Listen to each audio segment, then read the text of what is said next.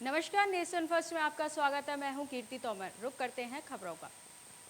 दिल्ली में कल होगी बीजेपी की संसदीय दल की बैठक, सभी सांसदों को उपस्थित रहने के दिए निर्देश।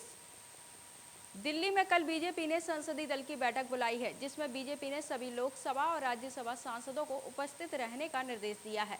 यह बैठक अंबेडकर इंटरनेशनल सेंटर में आयोजित की जाएगी। अनुमान लगाया जा रहा है कि इसमें संसद के शीतकालीन सत्र में आगे की रणनीति पर चर्चा हो सकती है। तो वहीं गृह राज्य मंत्री अजय मिश्रा टेनी को लेकर विपक्ष के कड़े रवैये पर भी चर्चा हो सकती है, लेकिन पार्टी की तरफ से अभी तक बैठक के मकसद को लेकर कुछ भी क्लियर नहीं किया गया है।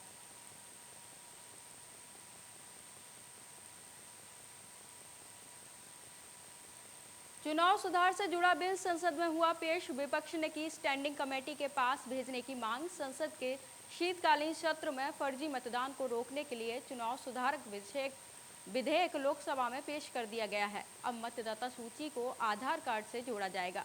विपक्ष ने बिल को स्टैंडिंग कमेटी के पास भेजने की मांग की है। बता दें कि इस बिल में जनप्रतिनिधित्व कानून 1950 और 1951 में बदलाव किया जाएगा। यह बिल चुनाव सुधारने की दिशा में एक और अहम भूमिका निभाएगा।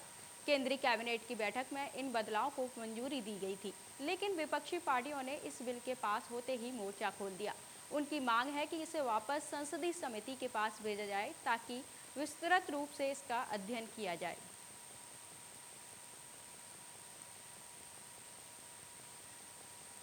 जम्मू कश्मीर में विधानसभा चुनाव की तैयारियां शुरू, परिसीमन आयोग ने की जम्मू में 6, कश्मीर में 1 सीट बढ़ाने की सिफारिश।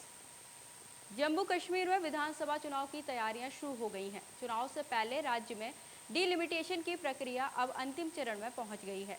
वहीं राज्य में परिसीमन आयोग ने इन प्रक्रियाओं के बाद अब जो अंतिम प्रस्ताव तैयार किया है, उसमें जम्मू डिवीजन में 6 सीटों को बढ़ाने की मांग की है। इसके अलावा आयोग ने कश्मीर में भी 1 सीट को बढ़ाने का प्रस्ताव रखा है।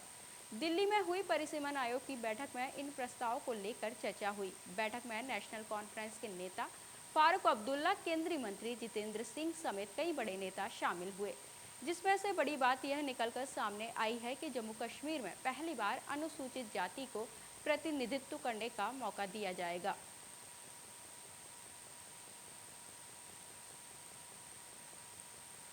यूपी विधानसभा चुनाव से पहले गरमाई सियासत, निषाद आरक्षण बना बीजेपी की गले की फांस, विपक्षी दलों ने उठाया मुद्दा। उत्तर प्रदेश में विधानसभा चुनाव से पहले सियासी सरगर्मी बढ़ गई है। जहां बीजेपी एक और जातिगत समीकरण बिठाने में लगी है, तो वहीं विपक्षी पार्टियों ने निषाद आरक्षण को लेकर बीजेपी के खिलाफ मोर्चा खोल दिया है। निषाद समाज के आरक्षण के लिए बीजेपी पर दबाव बनाना शुरू कर दिया है।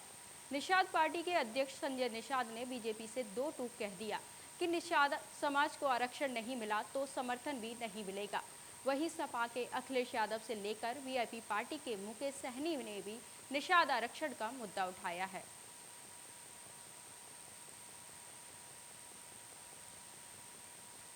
बिहार में पलटी मारने के मूड में जीतन राम मांझी, तेजस्वी की बेरोजगारी यात्रा का किया समर्थन। बिहार के पूर्व सीएम जीतन राम मांझी क्या एक बार फिर से पाला बदलने की सोच रहे हैं? ये सवाल इसलिए उठ रहे हैं क्योंकि मांझी फिलहाल एनडीए सरकार का हिस्सा हैं, लेकिन उन्होंने तेजस्वी यादव की बेरोजगारी यात्रा का समर्थन किया और कहा कि बिहार में सबसे ज्यादा बेरोजगार हैं। अगर इस मुद्दे को उठाने के लिए तेजस्वी यात्रा करते तो इस पर सवाल उठाने का क्या मतलब है? तेजस्वी एक राजनीतिक दल चला रहे हैं और मुद्दों को उठाना उनका अधिकार है। तेजस्वी को 14 जनवरी से बेरोजगारी यात्रा निकालेंगे।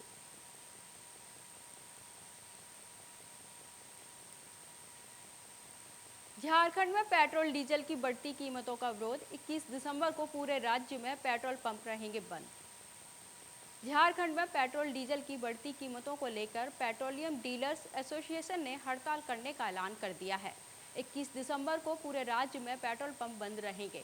सुबह 6 बजे से शाम 6 बजे तक हड़ताल जारी रहेगी। बता दें कि कंज्यूमर और पेट्रोलियम डीजल लगातार राज्य में वैट घटाने की मांग कर रहे हैं। इसको लेकर सीएम हेमंत सोरेन और वित्त मंत्री से मुलाकात भी की थी, लेकिन कोई रिजल्ट नहीं निकला। झारखंड में डीजल की कीमत पड़ोसी राज्यों से अधिक होने की वजह से वाहन मालिक अब दूसरे राज्यों से पेट्रोल भरवा रहे हैं। ऐसे में सीमावर्ती क्षेत्रों में पेट्रोल पंप बंद होने की कगार पर आ गए हैं।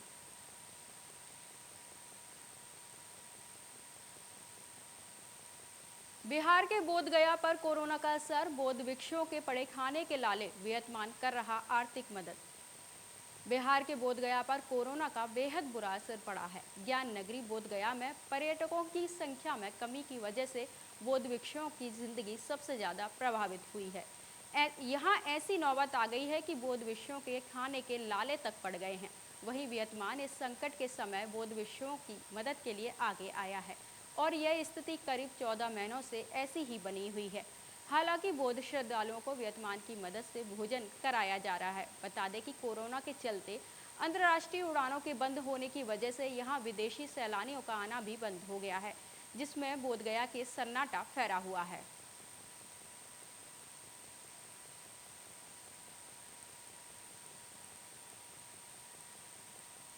बिहार में शराबबंदी की उड़ी धज्जियां, रेलवे ट्रैक पर शराबी का हंगामा, साइकिल लगाकर रोक दी ट्रेन।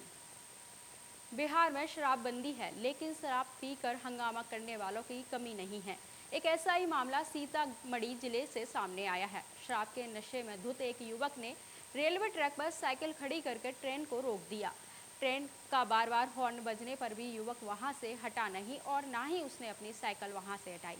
हंगामे के बाद ट्रेन के ड्राइवर ने उतरकर युवक को ट्रैक से हटाया और इस तरह की घटना बिहार से शराबबंदी की धज्जियां उड़ा रही हैं।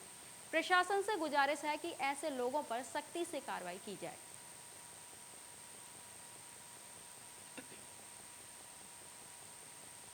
ऐश्वर्या राय बच्चन को ईडी का समन, पूछताछ के लिए बुलाया गया। पनामा पेपर्स लीक का मामला। पनामा पेपर्स से जुड़े मामले में ऐश्वर्या राय बच्चन को समन किया गया है। उन्हें पूछताछ के लिए प्रवर्तन निदेशालय बुलाया गया है। इसमें पहले भी ऐश्वर्या राय को 2 बार बुलाया गया था, लेकिन दोनों ही बार उन्होंने स्पेशल इन्वेस्टिगेशन टीम के सामने नोटिस को स्थगित करने की गुजारिश की थी। बता दें कि पनामा पेपर लीक में एक कंपनी के लीगल दस्तावेज लीक हुए थे। इससे पता चला कि 424 भारतीयों के विदेशी बैंकों में खाते हैं, जिसमें कुछ राजनेताओं के साथ साथ फिल्मी सितारों के भी नाम शामिल हैं। वहीं ऐश्वर्या राय के अलावा अमिताभ बच्चन, अजय देवगन का भी नाम है।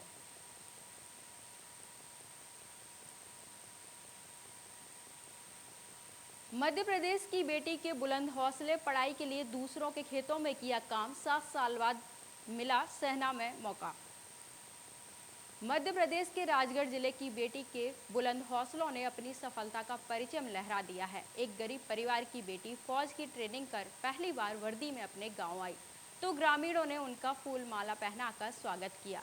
इतना ही नहीं, लोगों ने संध्या को घोड़े पर बिठाकर गांव में उनका जुलूस निकाला।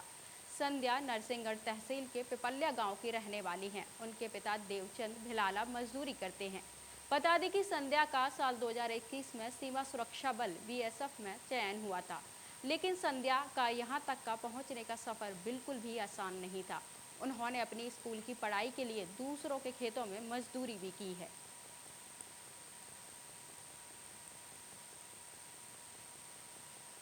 फिलहाल खबरों में इतना ही। देखते रहिए नेशन फर्स्ट।